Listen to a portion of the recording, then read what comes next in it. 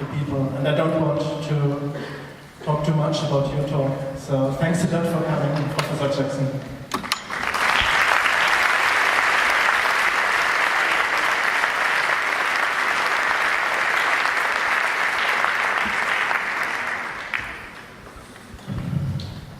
Zuerst einmal vielen Dank für die Einladung. Es ist ein Vergnügen, hier zu sein, nochmal mit Ihnen, Wohlstand und Wachstum zu reden. Aber warum sind Sie da? Warum seid ihr da? Am Donnerstagabend, es regnet draußen, alles kalt draußen und jetzt seid ihr hier mit mir, sowas zu reden. Das ist mir immer noch ein bisschen komisch. Why are you here? What are you doing here? I suspect 5 years is a long time in politics. It's quite a long time in academia as well, and you forgot the entertainment value of myself and Ottmar Edenhofer here on stage with Frau Pinsler, glaube ich, from the site. Going loggerheads over the question of whether or not we could have green growth, whether or not we could continue to keep this iconic religious concept of economic growth and yet somehow magically stay within the ecological limits of the planet. And that's that is an important argument to have. I'm a little bit skeptical of it at this point in time, I have to say, because it seems as though there are a great many people on the growth side who are not going to give that position up easily. And there's a few people, an increasing number of people, I would say, who are skeptical of that position, but don't necessarily yet have the tools to articulate a different possibility, a possibility of prosperity without growth. We don't know what such an economy looks like. We don't really know what such a society looks like. We have a series of impossibility theorems presented to us by conventional economists and by politicians.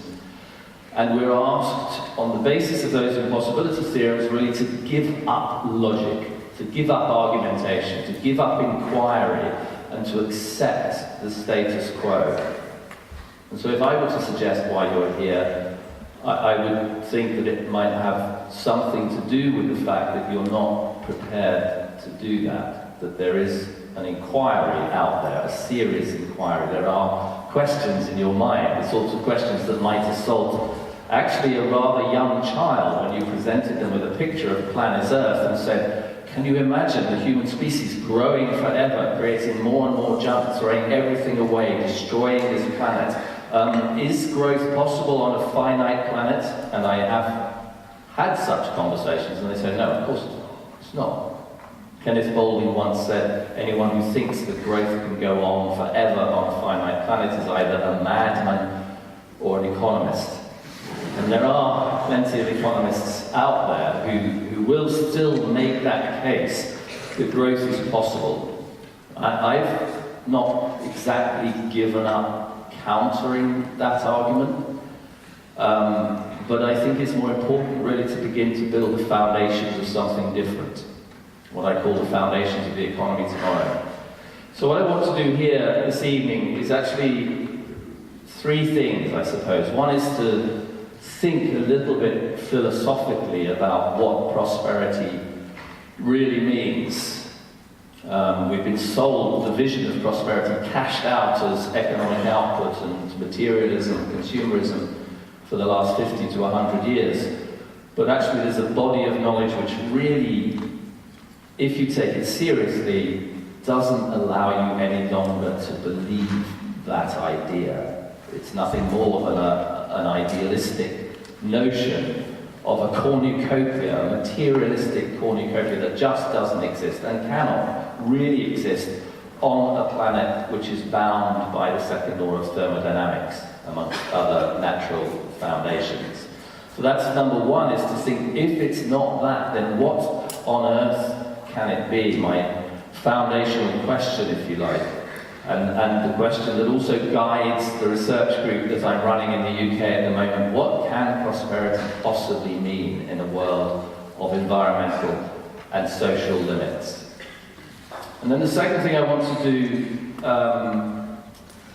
is to address the architecture of a self-made crisis. What I see as a crisis that broke on public consciousness in 2008 with the financial crisis, but has emerged, has revealed itself to be a much bigger crisis, a crisis of the kind of organization, of the kind of society in which today we live.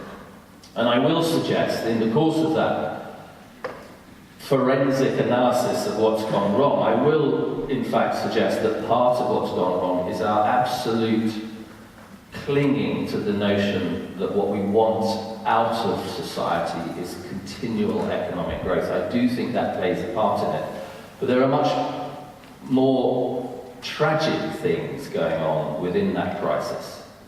A crisis that affects 2 billion people across the world who don't have proper provisions or decent energy supplies or clean water or sufficient housing. The crisis of those left behind, even in our own rich economies, a crisis of inequality. And I want to say a little bit about that particular crisis in the second element of my talk. And then finally, what I want to do is to suggest, and it'll be no more than suggestion, that we do not have to live with all these impossibility theorems, that it is possible in a rigorous, scientific, humanistic way to reinvent our own economics, to reinvent our sense of what society is, our sense of what progress is. And in a way that brings me right back to the first and most fundamental question. What can prosperity possibly mean on a world in which we are faced with limits? This question of limits has sometimes been incredibly politically sensitized, and sensitized also in people's hearts and minds. When the Limits to Growth report was published in the early 1970s and had such a huge impact, almost everybody from the establishment wanted to get out and knock it down because we don't like the idea of limits. Ronald Reagan at one point stood up to knock it down and said there are no limits to economic growth because there are no limits to human ingenuity. And that is a position actually that I find is quite favourable with even some of my own students, because that idea that we are an ingenious species is an incredibly important one. It's an enabling one. It actually is a liberating one, because it gives us the possibility that we can overcome certain kinds of limits. We can move our way around those limits. The question, though, is, can we sufficiently overcome those limits that we no longer have to take seriously the problems of climate change, the devastation of species that's happened actually in the 47 years since the Limits to Growth report was first published? Can we overcome limits of thermodynamics? Can we really create energy out of absolutely nothing and make our societies live on it?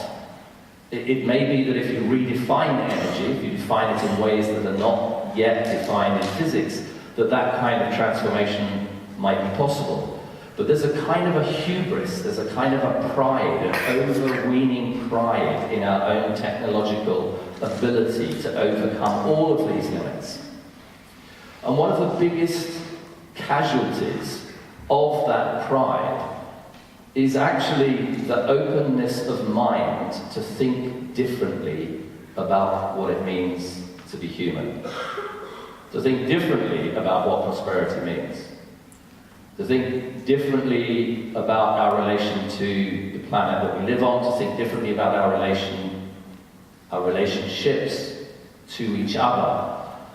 Limits, properly understood, said the philosopher Wendell Berry, are in fact an invitation to a conversation. They're the beginnings of understanding the opportunities that do exist for us beyond the futile dreams of endless, infinite energy and material throughput. And that's an invitation that I think we should take seriously for all sorts of reasons. One of them is that actually it has a long, long pedigree in itself. You might be surprised to know that actually some of the founding fathers of economics were prepared to take that questioning position in relation to the idea of limits and indeed to the idea of growth. John Stuart Mill, writing in 1848, said he was in the middle at this point of constructing a theory of economics that was all about providing more things to more people and expanding the opportunities and expanding growth. But in the middle of this process, he stops short. And in a chapter on the stationary state economy, he says, "I am not charmed with the ideal of life held out by those who think that the normal state of human beings is that of struggling to get on, that the trampling, crushing, elbowing and treading on each other's heels, which forms the existing type of social life, are the most desirable lot of humankind." Here is the father of classical economics, asking a very, very serious question about human nature, about who we are, about what our ideals are. And I want to come back to that towards the end of the lecture. But what classical economics gave us, what the Industrial Revolution gave us, what progress has given us through economics, is nonetheless something extremely valuable, beyond that dysfunctional vision of a society tearing itself apart in a relentless competition to exceed the expectations of all those around us. Actually, some good has happened. Developed advanced economies brought ourselves out of abject poverty. We freed ourselves from very, very common diseases. We cleaned out our water supplies. We built sufficient housing for people. We enabled enormous advances in communication technology. We did good stuff. We increased our life expectancy from around about 45 to 50 in those Industrial Revolution years to something approaching 80, something exceeding 80 now. And this is a point where we really do have to be honest and reflect that there are places where this concept of growth still, for those very reasons, makes a lot of sense. And I've always wanted to put that in context. And when I wrote the report for the UK government, when I published the book, one of the most important parts of that analysis was this analysis of the statistics of growth. The question of where income growth could, to some extent, be said to be aligned with prosperity, with the elements of prosperity, whatever they may be. Surely, one of the elements of prosperity is the prospect of a good quality of life over a duration that makes sense in terms of the lifespan of human beings and the capability of us as organisms to enjoy life over 7 or 8 decades, those who are lucky enough. But there are those who are not so lucky. And that's why the conversation is a moral conversation. It's why prosperity and the idea of prosperity has moral dimensions to it. For the poorest in the world, those with incomes of less than 10,000, life expectancy is still as short as 45 or 50 years. And as you increase incomes, as you increase prospects, as you improve nutrition, as you bring decent housing and clean water, you bring those people out of suffering. You bring them a decent quality of life. And actually, in the space of that $10,000 to $20,000, you can almost double life expectancy. But after that point, something rather strange seems to happen. There are, if you like, diminishing returns. We don't increase prosperity at the same rate. We don't deliver the gains from income growth in the same way as we do in those poorest societies. And in fact, there's some real anomalies here, because if you look on the right-hand side towards the UK and the USA on my graph, you'll find there that life expectancy is lower than in countries like Cuba and Costa Rica and Chile. So there's something people are doing right in Latin American economies, it would seem, that is allowing for this element of prosperity, life expectancy, to be as good as it is in advanced Western nations, and sometimes better, but only on a fraction of the income. Prosperity is not then just about income. Prosperity is the things that you can deliver partly through health improvement, partly through education, and you can do this graph for all of those things through happiness, the idea of happiness, life satisfaction, and the shape is always the same, that the prosperity gains from income growth diminish beyond a certain point in time, and in some cases even fall as incomes rise. And we look at economies and cultures and societies with the diseases of affluence, with obesity, with the opposite of malnutrition, and uber-nutrition, a sense of lifestyles that are undermining the health of society as a whole and costing us as human beings in that process. And therein lies a kind of tragedy, because you have very poor people without enough resources at all, with not enough materials and not enough energy to give them a decent quality of life, and on the other, you have a set of people who are clearly living not just beyond the means of their planet, but actually beyond their own capacity to sustain health in some sense. And that obviously gives us a kind of sense of a challenge, a dream, if you like, the idea that if it's possible to maintain these things that really matter to us on a fraction of the income that we aspire to in the developed economies, then why could we not do that? Why could we not actually achieve the sorts of things that matter to us without relentlessly expanding our income, without relentlessly expanding our material footprint? Now, I know it's a rhetorical question, and I've answered it myself in many of the things that I've written about in more and less complex ways.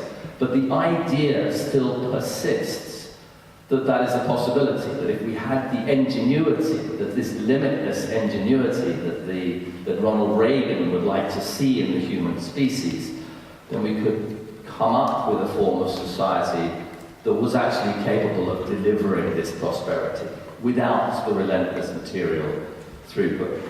And in the context of climate change, of course, where you know that any expansion in income growth, particularly in the richest economies, is going to deliver you a certain amount of carbon in the atmosphere, and you know that the poorest in the world desperately need that access to carbon. They need to be at least able to subsist and to survive. Infant mortality plummets when you raise income levels from £2,000 to £3,000 per capita to around £10,000 per capita. Huge improvement in the quality of lives. And that depends on those people having access to income growth, and that income growth is largely material growth. It's largely about houses, food, nutrition, transport systems, and so on. So that's a challenge and a dream, a sense of a way to approach the climate crisis, a way to approach our crisis of an over-consumerist, materialistic society that offers out a vision for something that is better. Not entirely utopian, but at least something worth stumbling after if we have the energy, the enthusiasm, the commitment, and the ingenuity to work towards it. You would think it would be enough, actually, for economists now to say, yeah, hang on guys, we had a financial crisis. We practically brought the system down. We've got rising inequality in advanced economies.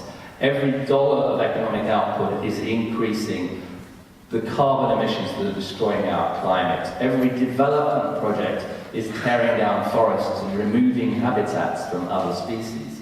Isn't it about time we began to think about something different? You would expect that there would be enough sense in that argument as a whole for economists finally to say, actually even as John Stuart Mill himself began to, over 150 years ago, that it might be time to devise a different kind of vision for society. And you will know from all sorts of experiences that you will undoubtedly have had yourselves, if you've tried to have this conversation, that that's just not the case. The G word, growth, is almost like a kind of icon. It's like a religious icon. Watch politicians speaking when they speak about the economy in the EU, in the Brexit negotiations, in your individual countries. The growth word tells people that you are a serious politician. It tells them that you're a serious business person. It tells them that you have social progress at your heart, because growth and social progress are the same thing.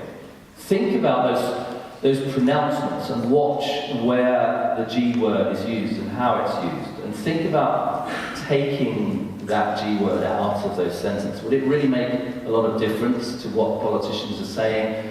In fundamental terms, no, it wouldn't a lot, because a lot of what they're doing through those conversations is simply establishing their own legitimacy and importance as serious politicians. And they do it by using coded language, which we all agree on as the foundation for our civilization. And my suggestion to you is that growth is actually one of those bits of coded language, and it's why it's so hard to get away from. So imagine what happens to a society which has a religious affiliation to the idea of continual, exponential, relentless growth. What happens to that society when growth isn't there anymore? So we saw a little bit of that after the financial crisis. And what we saw was panic. We saw politicians running around saying, we must get growth back as soon as we can. We saw politicians saying, now is the time to bring back Keynes. So government stimulus will kickstart the economy and we'll be back on the growth track. We saw anger at the banking and financial system momentarily, but we also saw panic. The idea that we had a financial system that was beginning to fall apart was not an accidental casualty, a small part of a system of economics that could continue without it. It was fundamental to the structure of the society that we were living in. And so what governments did at that time was to rescue that financial system in any way they could. Trillions and trillions of dollars going to the institutions who had been, to all intents and purposes, the architects of that very same crisis.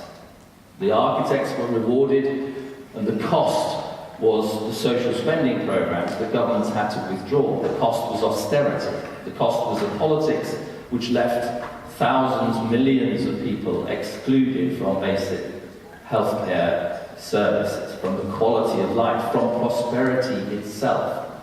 All of those people were left behind by that dynamic of trying to save an integral part of the system which we believed was essential to growth. What else did we do, in fact, in this relentless search for growth? And more importantly, perhaps, were we successful in getting it back? And that's one of the most interesting things about the intervening years, the years since I was here last, the years since the financial crisis, is a beginning of a realization, even amongst very well-known, well-established conventional economists, that perhaps a world without growth is the new normal. Perhaps, as Larry Summers once said, we're looking at a period of secular stagnation. We're looking at a place where the growth rates decline of their own accord, or through some process that we don't entirely understand, or because we've run out of ingenuity, or because we have a structure which is increasing inequality and there's no longer a demand, there's no longer buying power to sustain this growth-based model.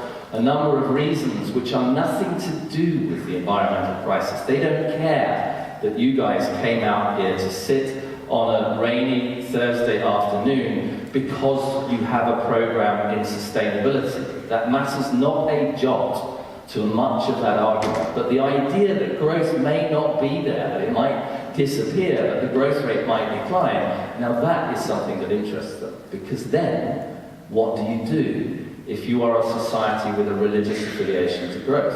Where do you go? What do you try to change? How can you rescue this system? And when you look at a graph like this one, for example, which is a graph of the rate of labour productivity growth over 110 years, and you see a pattern that you hadn't seen before, because it hadn't been so clear before, that we are in a period of decline in terms of labour productivity growth. This is for the UK, but you can do the similar graphs for almost any other advanced economy. And we are in a period of declining labour productivity growth in almost all of those economies. What's most striking, of course, when you look at the graph, is it looks like it didn't have a lot to do with the financial crisis. Actually, the financial crisis is right, it's my last item on the right-hand side here. Before that we had 9/11, the Iraq War, Gulf War, second oil crisis, first oil crisis. North Sea gas was discovered in the mid-1960s, and that was the peak of labour productivity growth. That's where we get our idea that the growth-based model is a sense of social progress from. But actually the period between the mid-1960s and now is a period of decline in labour productivity growth. And if your labour productivity growth is declining, for those of you who like a little bit of arithmetic, the only way you can keep growth going actually is either to have people working longer hours in the economy or to have immigration into the economy. I don't think they told the Brexit ministers in the UK that just yet. But this is the reality, actually, of a situation where you have declining labour productivity growth. You have to have, if you want growth back in the economy, more people working to get that growth back. And of course, the fact that you've got more people working harder just to get growth doesn't mean that they're improving the quality of their lives. What do you do when you are a country, a nation, a civilization, a culture that believes so inherently that progress is about growth? What do you do when you see this in front of you? Well, one of the things you do is to try and keep growth going as fast as possible, as far as possible. Certainly if you're privileged enough to own capital assets on which you expect a productive return, you will try to protect that return. You will try to ensure that there's a decent return on capital for your shareholders before all their money flies to another country somewhere across the world, or the company falls into the dust. One of the ways that you will do that, of course, is by thinking about how much you pay your workers. And here is an absolutely fascinating graph. This one is from the US.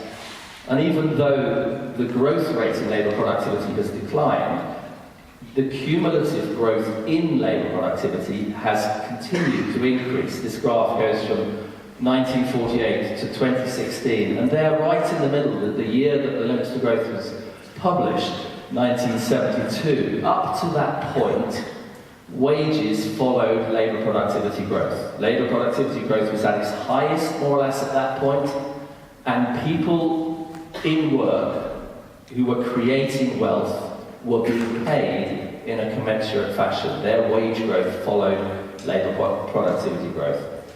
But after that point, and it's interesting that it's after the decline in labour productivity growth, it's after the oil crises, it's after that shock to the system, what you saw, what you see, what we are still seeing is a widening gap between labour productivity growth and wage growth.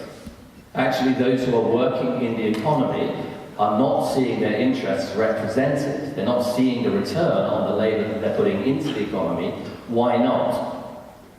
Because the response of a society which insists on growth in a world where labour productivity growth is declining has to take out controls over the return on capital.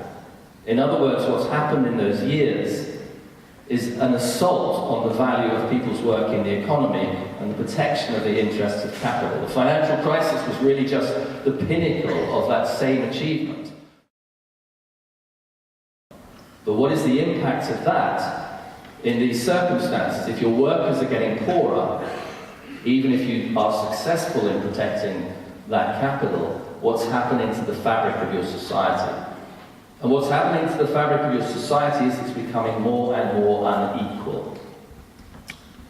In the years between 2012-13, when I was here before, and now, Thomas Piketty published his extraordinarily well-received thesis on inequality, capital in the 21st century.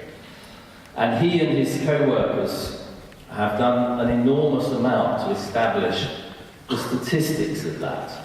And it's really very, very striking. If I can just talk you through this graph. This is a graph from a paper that he published last year.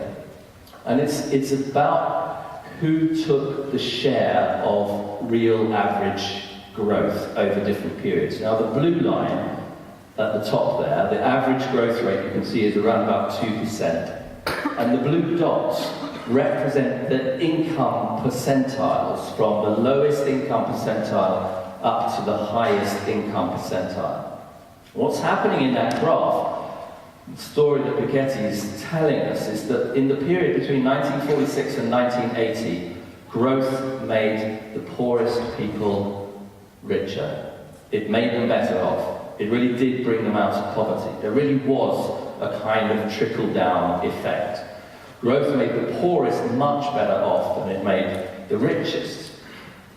In fact, if you look at the average line there, the richest top percentile was barely a half of the average growth during the period, whereas the poorest percentile was around 6 times that average annual growth rate.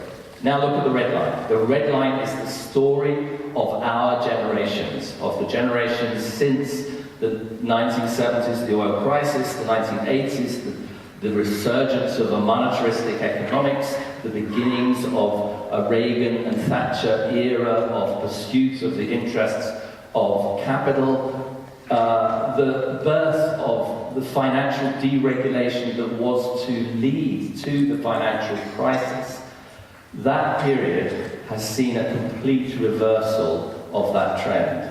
Now it is the poorest percentile who have seen their incomes fall between 1980 and 2014, and the richest 0.001% who've seen their incomes grow at around 6 times, it's a little less than 6, it's around 5 times the average rate of growth over that entire period. That is a story which in statistical terms, particularly if you love statistics, is absolutely fascinating.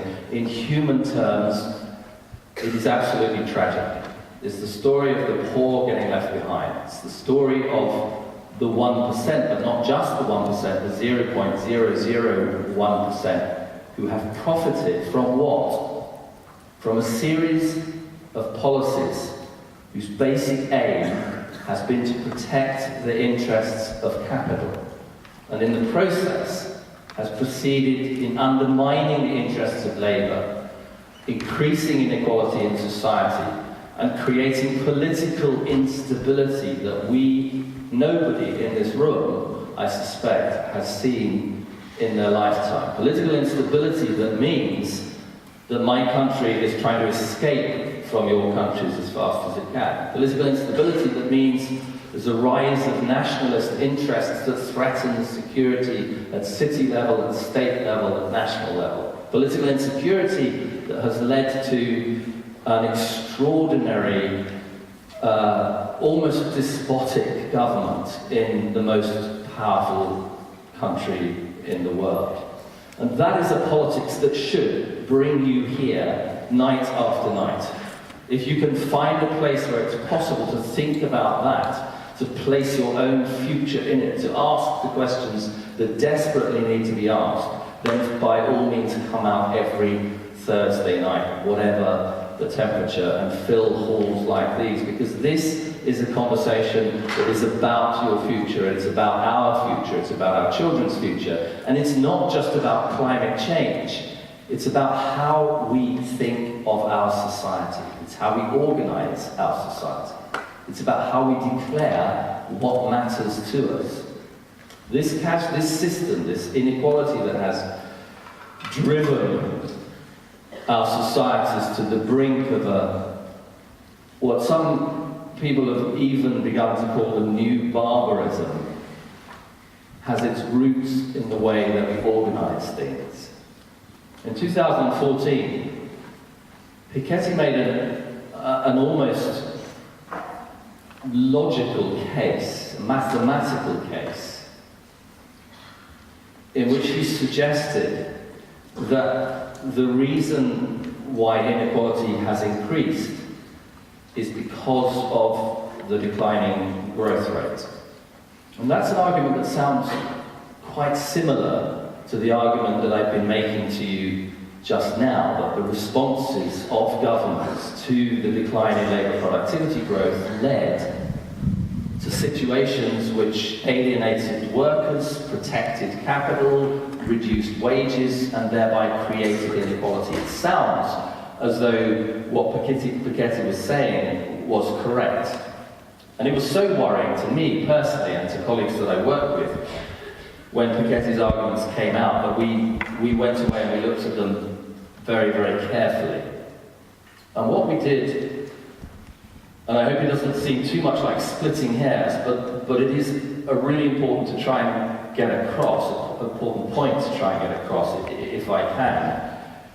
What we did manage to show is that there are clearly circumstances in which, as the growth rate begins to decline, inequality inevitably rises.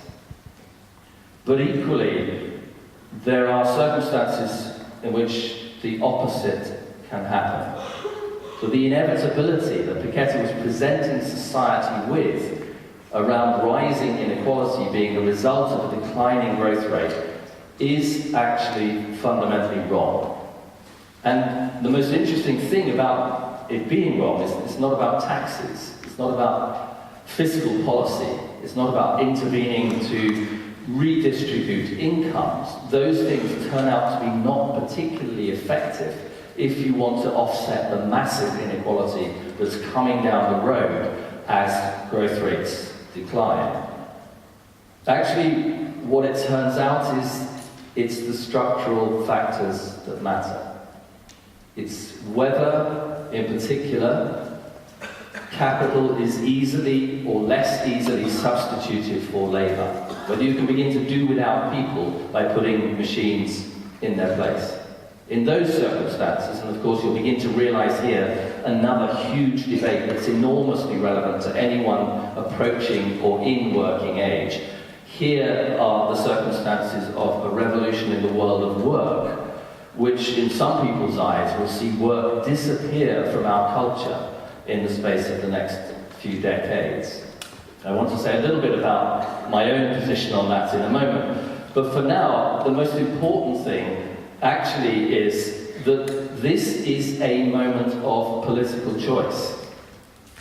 There's things that we can do with technology, there's things that we can do with taxes, but what really matters is the structure of our economies, the sense of the drift of our legislation, the drift of our regulation. Who do we protect in society? If we choose to protect, as we systematically did over the last few decades, the interests of the richest in society, we will see Piketty's escalating inequality. But this, and it's a piece of economic analysis, I don't expect you to want even to go through it in minute detail, but it is a respected piece of economic analysis built around a theoretical framework that mainstream economics accepts, and it shows very clearly that that is not the only outcome of a declining growth rate. If you protect the interests of workers, if you For example, think about governments as being the employer of last resort. If you reduce the substitution of people's time into the economy with machines, if you create opportunities to employ people, to allow them to participate in society, then you can indeed not just stall this rising inequality, but reverse it. The only reason that we haven't done that, it seems to me, is because of this religious affiliation to the idea of growth. It has become so important to us, so critical to our sense of who we are, that we've done all the wrong things in terms of creating an economy that works. We've removed resources from those who have most needed it, simply justifying that process through the dynamics and the language, the symbolism, the cultural icon of economic growth. That's, if you like, my part two, my anatomy of a crisis. And to me, it's an important part of an argument that has only really been possible because we have seen the aftermath of that crisis and because we've looked at austerity in the face, because we've understood the economics of that and we've seen its implications in terms of political instability. But it's an argument that is then the foundations to bring us towards the most obvious questions of all. How do we create a different kind of economy? How do we move from this endlessly chasing growth, stimulating it where necessary through speculation and through lending until our credit is beyond the roof? How do we then move beyond the situation where we have to chase green growth, just to refer briefly back to my conversation with Otmar Edenhofer, and set ourselves astonishing targets of carbon reduction from around 500 grams per CO2 per dollar to virtually nothing in the space of decades, an enormous technological challenge because we are fixated on growth. Can we go beyond that? How do we reverse what we've created in terms of an almost nightmare economy, an economy that does not work, an economy which sees work itself as a form of servitude that we should try to escape from. Investment as a casino, a place where we gamble other people's money to make as fast a return as we can. Money itself as a form of power, and enterprise as forms of accumulation. And so in this last few minutes or so of the talk, what I want to suggest to you is that we can play a game. It's a game that I kind of drew inspiration from football. I have at various times been something of a football fan, and that would probably strike you, being Germans in the audience, as something of an anathema. I wanted to point out, I missed the opportunity actually, that 1966 was the peak of labour productivity in Britain. Yeah, not everyone's old enough to remember. It was the only year in which England ever won the World Cup. And I can scarcely take an opportunity to be here in Germany and not remind you of that. Lots of people thought that things went downhill after that. And they did. Labour productivity went downhill, for example. And football will one day come back up again. But there's a game that we've played in football over some decades called fantasy football. Some of you may have done it. You choose your teams from anyone that's available, you set up your manager, you kind of play a game where you look at the performance of those players and those teams in the actual football league, and you say, if I had had those people, I would have created the perfect team, the perfect result. I would have created, perhaps, a kind of fantasy economics. What would you do? And here's a question that is really an invitation. I mean, I'm going to give you a couple of suggestions what I would do, but I would take each of those things and turn them inside out. I would take the idea of enterprise and say, Do we have to believe that it's just about the material, the mass production of material goods for continual linear throughput so that we can throw them away at the end of the day? Is that the pinnacle? Is that the sum of human progress? Do we have to think about money as power, work as servitude, investment as a casino economy, or is there a different framing? And that's an exercise that is extraordinarily liberating. It's an exercise that is about human ingenuity. It's about philosophy. It's about understanding who we are. It's about thinking that instead, perhaps, of work as enterprises, as a linear throughput, we think about it as something like this, that enterprise is a form of service. And the transition from a material throughput society to a more service-based society is something that many, many ecological economists have talked about, because it should, in principle, be less carbon intensive, less material intensive. And it makes sense in terms of the transition from a society which has, in principle, met many of its material needs to one in which progress could mean something different. It could be about better care for the elderly. It could be about better education for our kids. It could be about more community-driven, participative leisure time. It could be like this example, which is a pub in an area of England called the Norfolk Broads, which, when it was threatened with bankruptcy, the community got together and said, we are going to create for ourselves the ability to keep this going as a service to ourselves. Enterprise as the service of human beings in the service of other human beings. And you can think of all the places where that might make sense: health and education and social care, renovation and refurbishment, museums, parks, gardens, community centres, concert halls, or little pubs in a corner of a place where you might actually once every 2 weeks get together and have an open mic night where people celebrate their own creativity. This celebration of the idea of service has something to it. It brings with it a kind of energy that says, yes, actually, that's not such a bad life. This isn't hair shirts. This isn't minimalism. This isn't throwing away the wonderful trappings of society just because some poor people are drowning somewhere in the middle of the Pacific because of climate change. This is the renewal of an idea of social progress. And that's the game, fantasy economics. You can do it with all these things.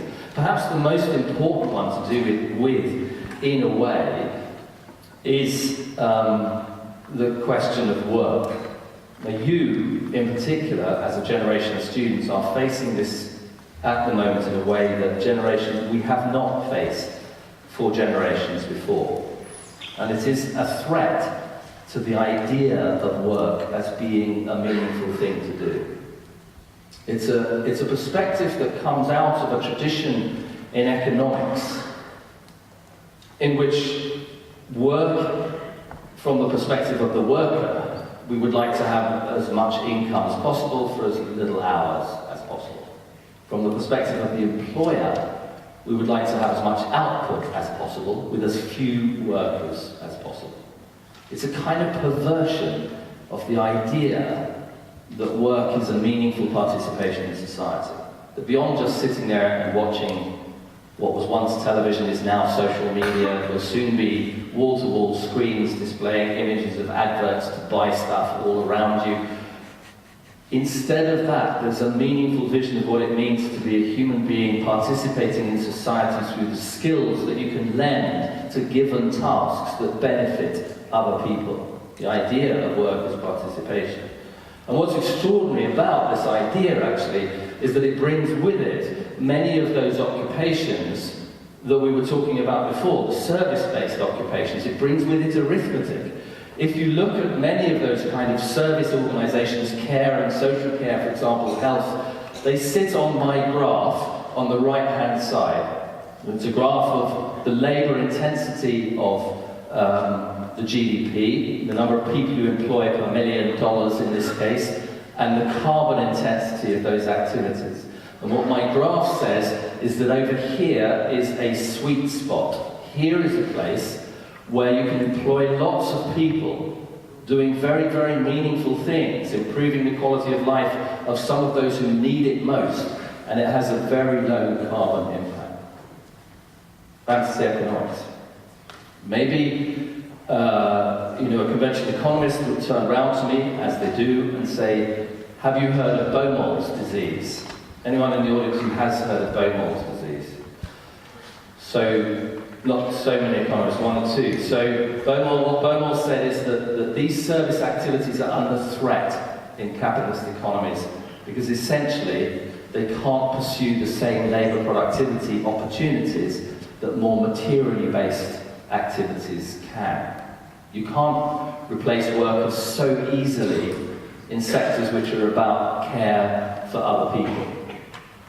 You can't ask your doctors to see more patients per hour without at a certain point it becoming dysfunctional. You can't teach bigger and bigger and bigger class sizes without the kids at the back always going off onto their mobile phones at the first opportunity. You can't play Beethoven's Fifth Symphony faster and faster each year without it becoming meaningless noise. In other words, there's certain kinds of activities where chasing labour productivity no longer makes sense, and that, I would argue, is the basis for the value that resides in these activities. Work is not something to be given up lightly, that idea of participation in society. And of course, we can talk about the ways in which we fund that and finance it. We can talk about the fact that much of that care work goes desperately underpaid and sometimes completely underpaid, and that is not a sustainable solution. We can talk about mechanisms, the basic income, for example, which would allow that to happen in a better way. But what's sitting here in fantasy economics is empowerment. What's sitting here in fantasy economics is the ability to believe and to work towards real solutions to the fundamental choices that face us. Investment is the same thing. We can recast investment. Even the money system itself, which we think of as written in stone, actually is a place where we can recast our measures. Money is not just power. Money can be seen and thought of as a social good. It's well enough that the people of this nation don't understand our banking and monetary system. For if they did, I believe there'd be a revolution before tomorrow morning. That was Henry Ford back in the 1920s. And there are people today, even actually extraordinarily, the International Monetary Fund, thinking about ways to change that. The Chicago Plan was first put together in the 1930s, and it was a way of restoring the power of money to the sovereign nation state, instead of handing it over to the commercial interests of banks. The Chicago Plan could significantly reduce business cycle volatility, said the IMF, eliminate bank runs, lead to an instantaneous and large reduction in levels of both government and private debt. Not only do these solutions sit there at the heart of fantasy economics, luring us with their utopian ideals, they actually have an incredibly long pedigree within mainstream economics, which suggests that in the right circumstances, fantasy economics could actually be the economics of tomorrow. The foundations of the economics tomorrow: workers' participation, enterprise as service, investment as a commitment to the future, money as a social good, an economy of care and craft and creativity, the things that matter, the things that make sense. I don't want to pretend that's all done and dusted. There's plenty of work still for ecological economists and mainstream economists as well to do when you get to the point of realizing that the economy is not growing anymore, and one day it may well stop growing altogether. You have to answer tough questions about ownership, about jobs, about the returns on investment, about the power of money itself, some of the most fundamental questions. If we live in a system in which credit is created through interest-bearing debt, is it not the case, as actually some German economists have argued, that we have to have growth to pay off that debt? It was another of those questions which I and some collaborators looked at because it's an incredibly important one. Do we have to throw the entire capitalist infrastructure over before we can get to play fantasy economics? And the extraordinary thing is that the answer to that question is no. With the right economic tools, you can come up with a steady state economy, even when you have interest-bearing debt. This is it. It doesn't look very interesting, nothing much is happening, that's the nature of a steady state economy, but let's shock it out of its complacency and see what happens. Does it go all unstable, or does it come back again? Under the right circumstances, it's still a stable economy. I can make it unstable, you can make a model do anything. All I have to do is ask entrepreneurs to be a little bit less risk-averse and to throw a bit more animal spirits into their investments. And yes, you can create instability out of a steady-state economy. And then, if you're inventive enough, you go and ask a few economists, you look back to people like Keynes and you say, what would you do in those circumstances? And he would say, a little bit of counter-cyclical spending by government will calm it down again. Extraordinary. Here's a little bit of economics that basically says fantasy economics doesn't live out there in the cloud, in places where we invent and nothing is real. It lives in our ability to play this game seriously, to ask the questions that need to be asked and to begin to answer them. And on the way, find out some extraordinary things. The power of counter-cyclical spending, for example, does what? It places an enormous importance on the role of the nation state. It begins to bring back to us the idea, the possibility that government is not always, does not need to be the bad guy. They don't need to be captured by commercial interests. They don't need to be overtaken by bureaucracy. There's a way of thinking about government actually as, oh, I'm sorry, that's the wrong picture. The progressive state as a guardian of prosperity. What I'm saying to you here is that, in a way, playing this game may be the most important thing that we have to do at this point in time, because it isn't anymore just about an argument between Tim Jackson and Otmar Edenhofer about whether green growth can actually get us to the climate change targets in time or not. It's an argument about the kind of economy that we want, an ideal of social progress that goes beyond consumerism. So let me come back to John Stuart Mill. The best state for human nature, said John Stuart Mill just after that passage that I cited at the beginning, is one which, while no one is poor, no one desires to be richer, nor has any fear of being thrust back by the efforts of others to push themselves forward. Something other than relentless competition. And if John Stuart Mill had said that's the most likely state of human nature, you would say, sorry, that's idealism. But he doesn't exactly say that. He says the best state of human nature. He's setting out a kind of ideal